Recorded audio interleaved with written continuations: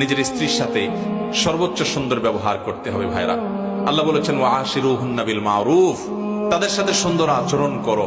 আমাদের অনেক ভাইরা আছেন বাহিরে অনেক ভালো, কাস্টমারের সাথে ভালো, ক্লায়েন্টের সাথে ভালো, পরিচিত অপরিচিত মানুষের সাথে ভালো, কিন্তু নিজের স্ত্রীর সাথে যা তা আচরণ, বদরাগ আছে না নাই? বেচারের উপরে যত রকমের টর্চার, অবিচার, গালমন্দ, বাজে কথা ঘরে ঘরে। অনেক লোক আছে বাহিরে অনেক সভ্য ভদ্র, ওনাকে মানুষ অনেক ভালো জানে, কিন্তু ওনার বউ জানে ওনার চরিত্রের হাল কি, ঠিক না? এই জন্য নবী করিম সাল্লাল্লাহু আলাইহি ওয়াসাল্লাম বলেছেন যে খায়রুকুম খায়রুকুম লিআহলি ওয়া আনা খায়রুকুম লিআহলি। তিনি বলেছেন তোমাদের মধ্যে সবচেয়ে ভালো মানুষ কে? এই মাহফিলের মধ্যে সবচেয়ে ভালো মানুষ কে?